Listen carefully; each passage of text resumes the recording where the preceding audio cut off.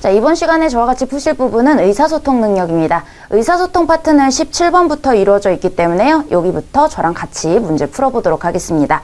자, 17, 18번은요. 다음에 제시상황과 글을 읽고 이어지는 질문에 답하시오 두 문제가 연결이 되어 있는데요. 이렇게 하나의 지문에 2개 이상이 연결이 되어 있을 경우에는 문제를 먼저 파악을 하시고 내가 뭐를 먼저 풀어야 될지를 선정을 하는 겁니다. 자, 보시면은 인구주택 총조사 방문 실시와 관련된 이런 공지사항이고요. 첫 번째 연결 문제는 자료 파악한 내용, 그러니까 내용일지로 바로 푸시면 되겠고요. 두 번째 같은 경우에는 다른 조사표가 나와 있어서 이거를 한 번 더 읽고 파악을 해야 되는 이런 내용이네요. 그렇기 때문에 여기서는 이 실제 조사표에 들어갈 수 있는 내용들이 뭔지를 파악하는 것이고 앞의 내용은 내용일치이기 때문에 이렇게 다른 자료가 없는 내용일치를 우선순위로 푸시면 되겠습니다. 자, 그래서 여기 같이 표로 나열이 되어 있는 소제목들로 항목이 구성이 되어 있는 경우는요. 하나하나 읽어가면서 내가 어떤 항목을 찾아야 될지를 파악하는 게 중요합니다. 자, 1번 보시면 인구주택 총조사 시행의 법적 근거는 통계법으로 한다. 그러면 법률과 관련된 소제목을 보는 거예요.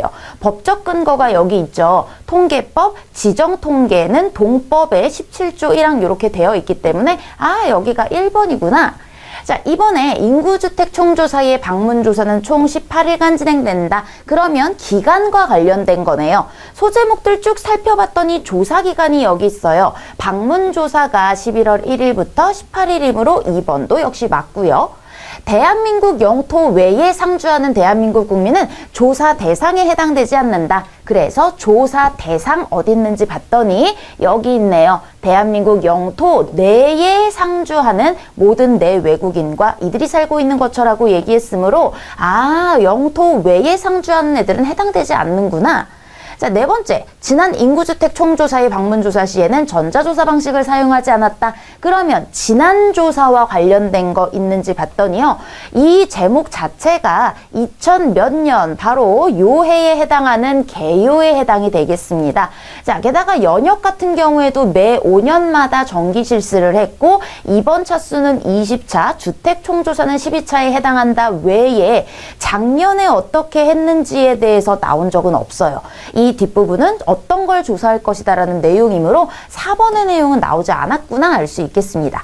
자, 5번 확인해 보면요. 방문조사 대상은 방문조사 기간에도 비대면 조사를 선택할 수 있으며 인터넷 조사만 가능하다. 바로 이 방문조사와 관련된 내용인데요. 조사 방법 중에서 등록 센서스가 있고 표본조사가 있는데 인터넷 조사와 방문조사를 통한 직접 조사가 있고요. 방문조사 기간에 인터넷 조사를 선택할 수 있겠구나 라고 알 수 있겠습니다. 자, 그러면은 우리 두 번째 연결 문제 살펴보도록 할게요. 방문조사에서 라고 문제에 나와 있죠. 회수한 인구주택 총조사 조사표의 통합 내용이다. 자, 그렇기 때문에 여기에서는 방문조사에서 실질적으로 어떤 것들이 이루어지냐. 자, 먼저 기억은요. 조사원입니다. 그러면 앞에서 조사원이 누구인지 생각을 해보도록 할게요. 자, 여기 같은 경우에는요. 실시하는 데가 어디인지를 찾아봐야 되겠죠? 쭉 봤더니 실시 체계가 바로 땡땡 기관과 실시 기관이 지방자치단체라고 나와 있습니다.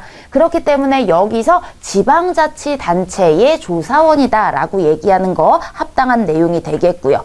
자, 그 다음에 니은을 한번 보면요. 1인 가구 사유와 관련된 겁니다. 자, 그러면 조사 내용에 1인 가구 사유가 있는지를 살펴보면은 자, 인구 이동 등이 있고요. 가족 구조 변화에 1인 가구의 사유가 들어가 있으므로 니은도 괜찮네요. 디귿 확인해보면 반려동물 함께 키우고 있습니까?에 대한 대답입니다. 자, 그래서 여기 반려동물 조사도 있구나 알 수 있고요.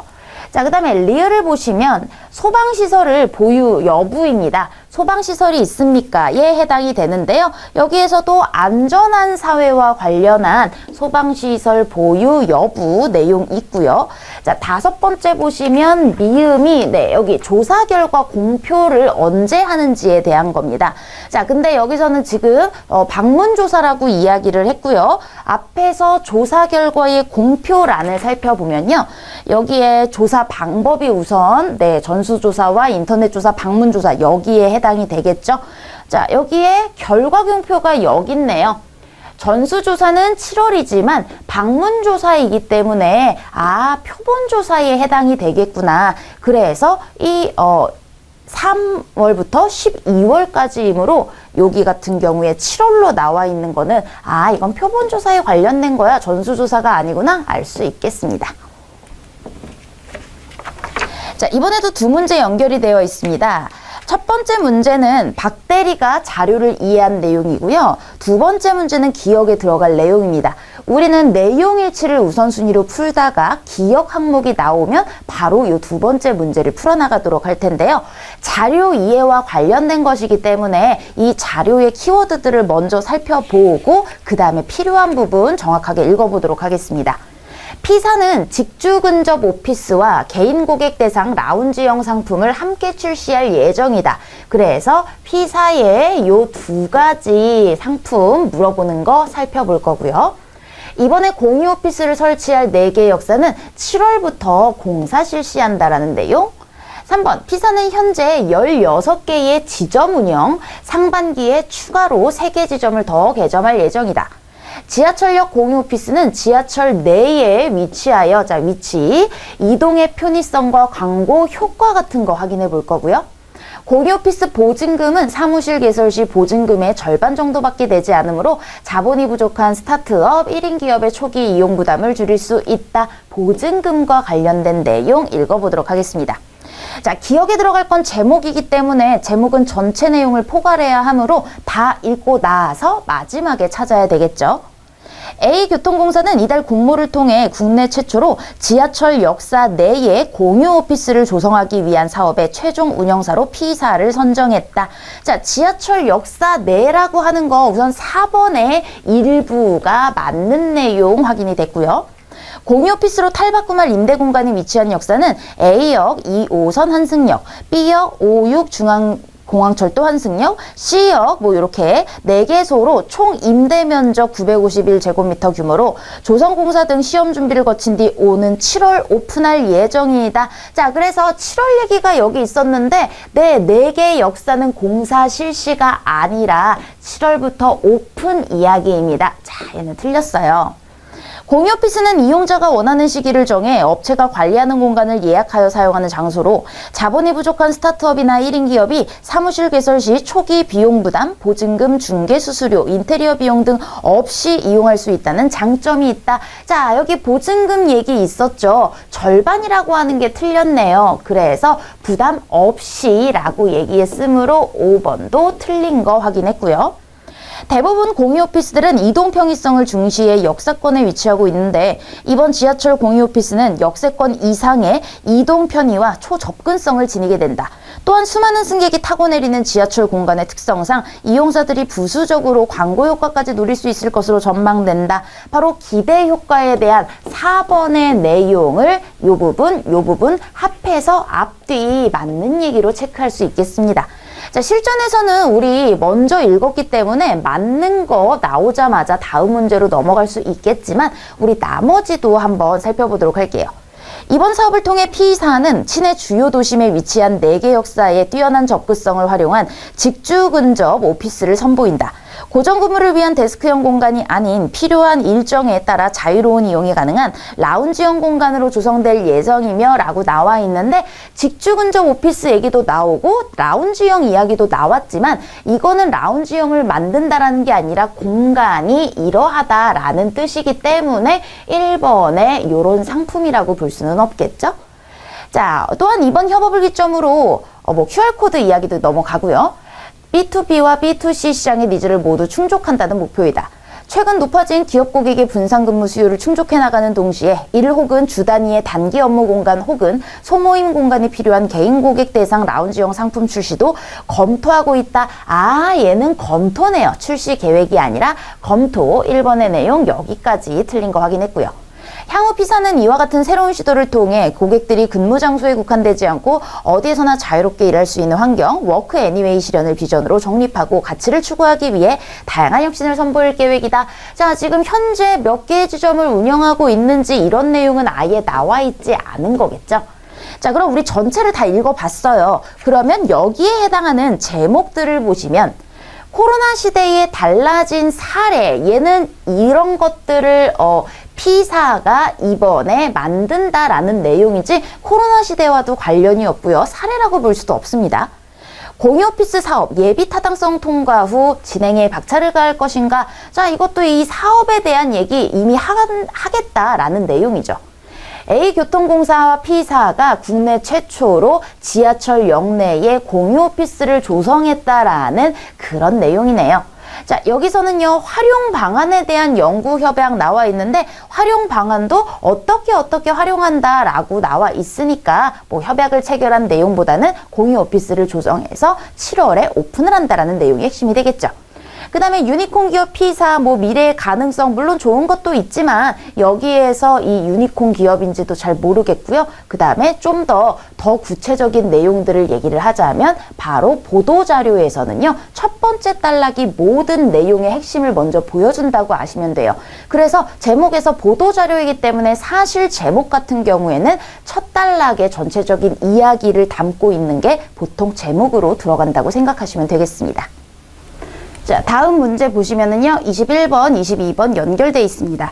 2000몇 년도 지능형 뿌리공정 시스템 구축 사업 공고입니다. 자, 두 문제 연결된 거 먼저 살펴보면요. 자료를 읽고 이해한 내용, 그래서 내용일치 맞는 걸 찾아볼 거고요. 두 번째도 대화 중에서 잘못 이해하고 있는 사원이기 때문에 실질적으로는 둘 다 내용일치를 묻는 문제입니다.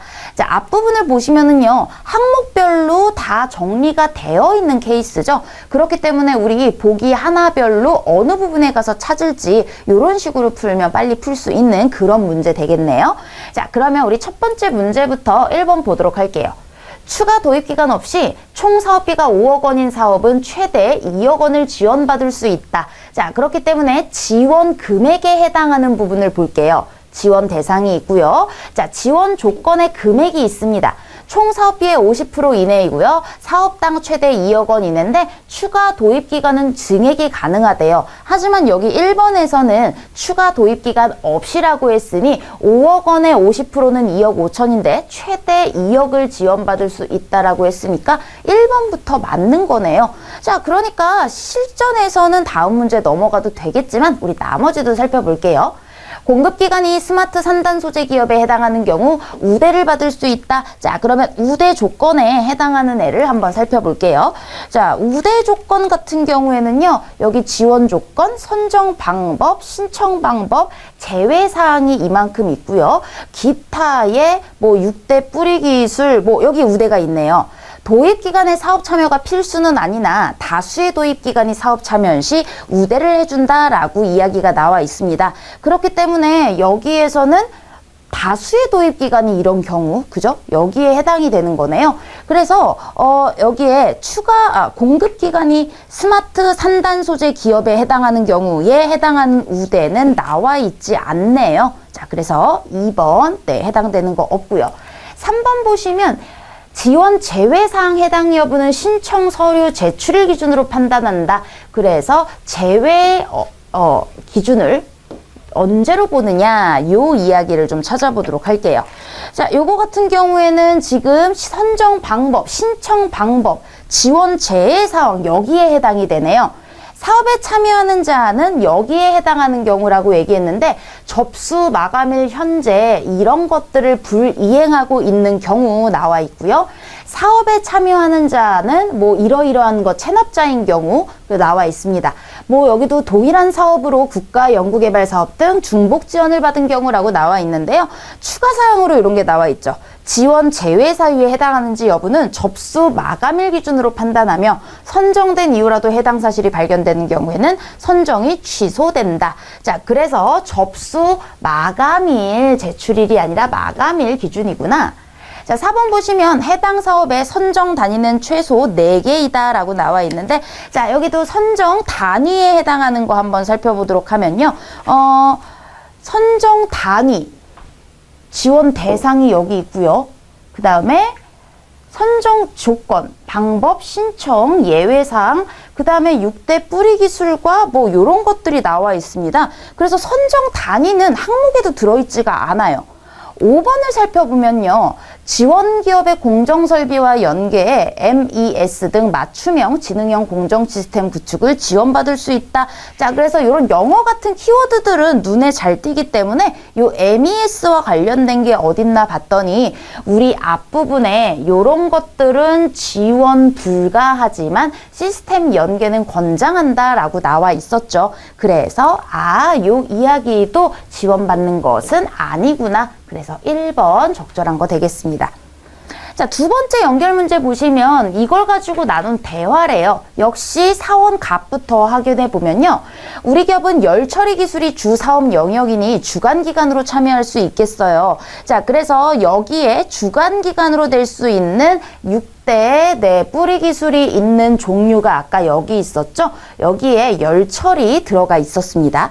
자, 두 번째 사원 A기업이 도입기관으로 참여할 의사를 밝혀왔는데 도입기관이 사업에 많이 참여할수록 우대를 받을 수 있다고 하네요. 자, 요거 우리 앞에 문제 풀면서 잠깐 나와 있었던 내용이었죠. 자, 그 다음에 병 얘기를 보면요.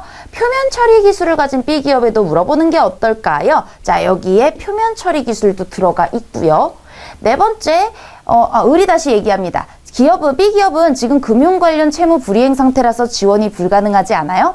최근 중소기업 지원과 경영 정상화 약정을 체결해 괜찮을 것 같습니다. 자, 여기에 예외사항과 관련된 이야기가 있었죠. 그래서 이런 거에는 불가능하다라고 얘기를 했고요. 다른 사업에서 중복 지원받을 경우는 또 안 된다.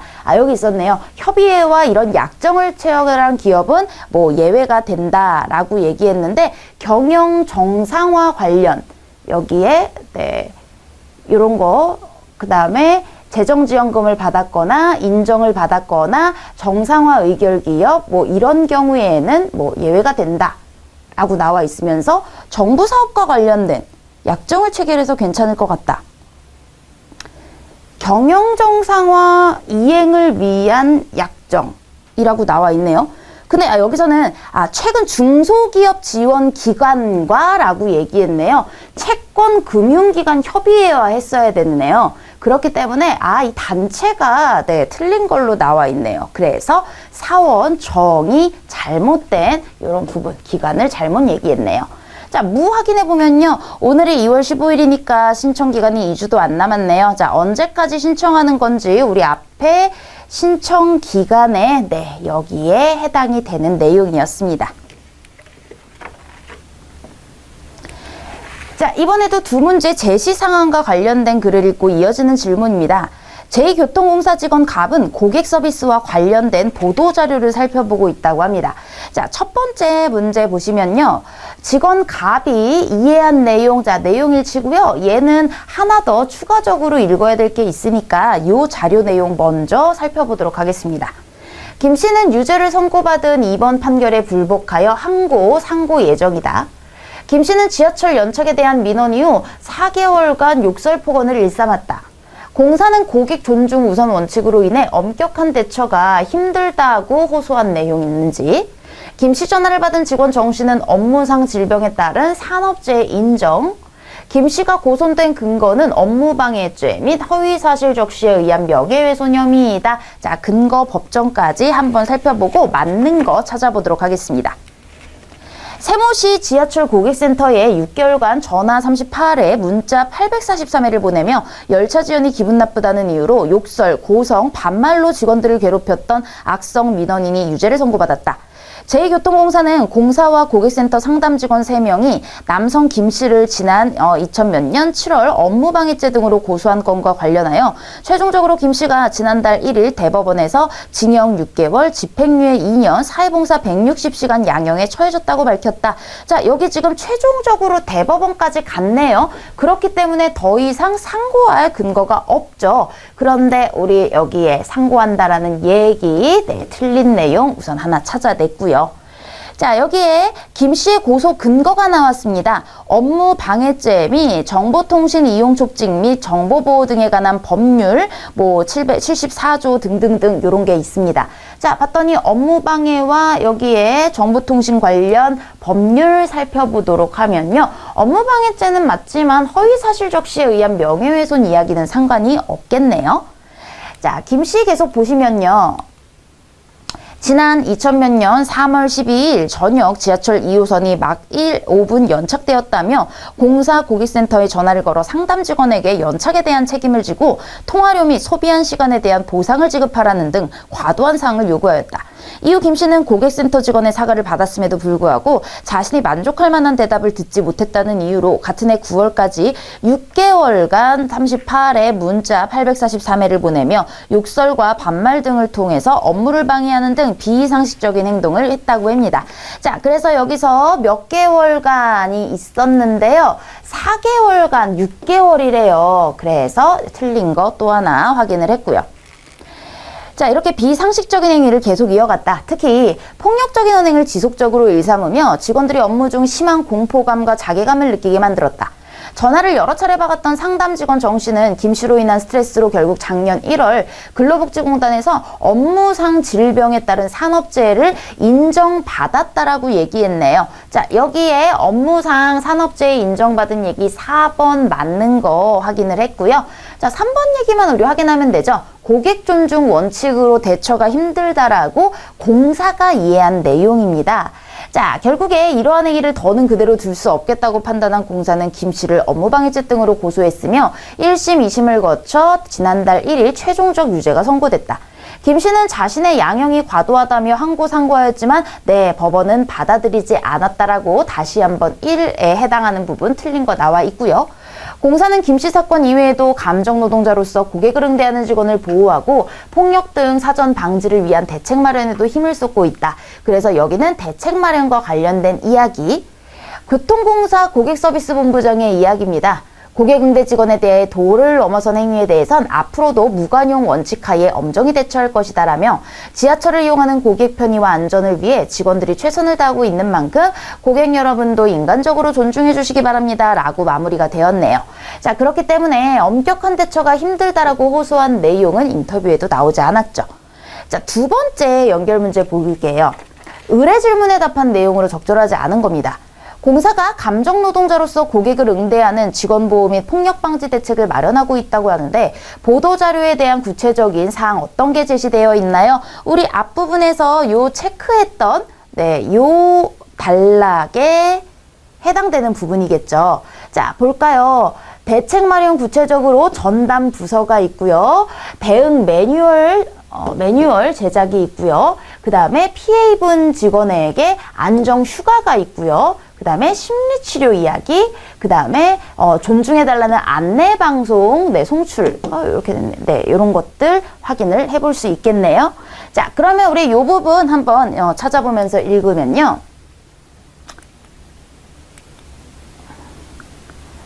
피해를 입은 직원에게 휴가를 제공하고 있습니다. 자, 휴가 제공 얘기도 그 단락 4번째 줄에 있고요. 피해 입은 직원이 공사 내 마음건강센터에서 심리치료를 받을 수 있도록 심리치료도 그 단락 4번째 줄에 지원 얘기 있고요. 피해 직원이 고소를 원한다면 그를 위한 변호사 선임과 보상금 이야기는 들어가 있지 않았죠. 피해 직원 보호 및 대응 매뉴얼 제작 바로 3번째 줄에 체크했고요. 고객센터 및 각 역에 전화 시 직원을 존중해달라는 안내방송 마지막 줄에 다 나와 있었죠. 그래서 3번 내용 틀린 거 확인할 수 있겠습니다. 자, 이렇게 우리 8문제 의사소통 능력 풀어봤는데요. 이 지문별로 내가 먼저 읽고 체크를 해야 되는 부분이 있고요. 하나하나 따져가면서 읽어야 되는 글의 종류들이 있습니다. 그래서 이런 종류들을 파악하시면서 실전에서는 먼저 답을 구했다 하면 바로 다음 문제에 넘어갈 수 있도록 속도 조절하시면서 푸시면 되겠습니다.